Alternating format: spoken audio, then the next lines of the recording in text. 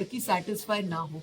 तो हमने ऐसे भी 8 से 10 केसेस दिए हैं और इसके बावजूद हमारे पास 3 नए केसेस आए हैं जिस पर हम वर्क कर रहे हैं। मैम, हरियाणा की स्थिति क्या देख रहे हैं आप? जिस तरीके से आप हर जिले में जाके सुनवाई आप करते हैं, क्या स्थिति देख रहे हैं आप महिलाओं के उत्पीड़न के देखिए, मामले में? 2 तरह की चीजें हैं। एक तो महिलाएं बहुत जागरूक हो गई, एम्पावरमेंट के नाम पे, आगे बढ़ने के नाम पे बहुत अच्छा काम कर रही हैं, परंतु ये जो जागरूकता है वो कहीं ना कहीं किसी ना केस में गलत दिशा पे जा रही है। तो वो है लिव इन रिलेशनशिप।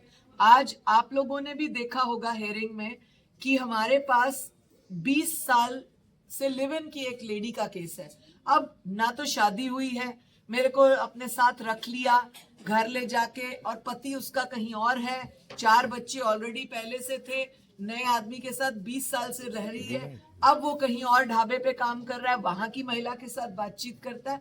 मतलब ये एक न्यूसेंस क्रिएट करने वाले केसेस हैं कि आपने अभी शादी नहीं की, 20 साल से रह रही हैं, उसको हम क्या नाम देंगे? लिव इन इसलिए नहीं दे सकते कि ये लिव इन का फंडा तो अभी थोड़े सालों में, 3-4 सालों के अंदर ज्यादा डेवलप हुआ, उसके अधिकार, उसका कानून बना। तो ऐसे केस में क्या करना है, ये विचार करने की बात हो जाती है। और आपने यहाँ देखा मैक्सिमम केसेस जो डोमेस्टिक वायलेंस लगे थे वो extra marital affair, live in relationship of husband, abroad चला गया, एनआरआई हो गया, वहां जाके दूसरी शादी कर रही, माँ बाप उस बच्चे का फोन नंबर, एड्रेस नहीं बताते हैं। ये आज की डेट में बहुत ज्यादा केसेस थे जो दुर्भाग्यपूर्ण है। एक नर्सिंग कॉलेज का मामला था मैम, उसमें क्या कुछ आज दो केसेस मुख्य रूप से थे। एक नर्सिंग कॉलेज का, जिनको हमने 1 सप्ताह का टाइम दिया है, मैक्सिमम बातें उनकी मंजूर हुई।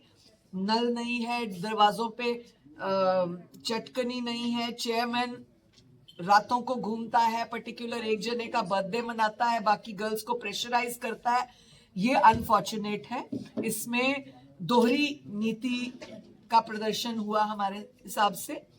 अगर आपके लिए सारी बच्चियां बेटी बराबर है तो एक बेटी के साथ इस तरह से वीडियोस बनना, उसका बर्थडे मनाया जाना, ये थोड़ा सा दूसरी गर्ल्स को हर्ट किया और गलत दिशा में ले जाता है बात को। वो हमने देखा। आज जितनी भी गर्ल्स आई थी, लगभग 200 से अधिक गर्ल्स आई हमारे पास, जो माइग्रेट होना चाहती हैं। माइग्रेट किया जा सकता है, नहीं किया जा सकता, उन सब के सारे कागज, ऑफिशियल डॉक्यूमेंट्स इस नर्सिंग होम में एडमिट हैं, जमा हैं, वो उनको मिल पाएंगे, नहीं मिलेंगे। इस वजह से हमने 1 सप्ताह का समय लिया कि कानून को पढ़े, माइग्रेट होने के क्या लॉज हैं, नहीं हो सकते तो क्यों नहीं हो सकते, हो सकते हैं तो क्या सिस्टम है। इसलिए हमने उनको 1 सप्ताह का समय दिया।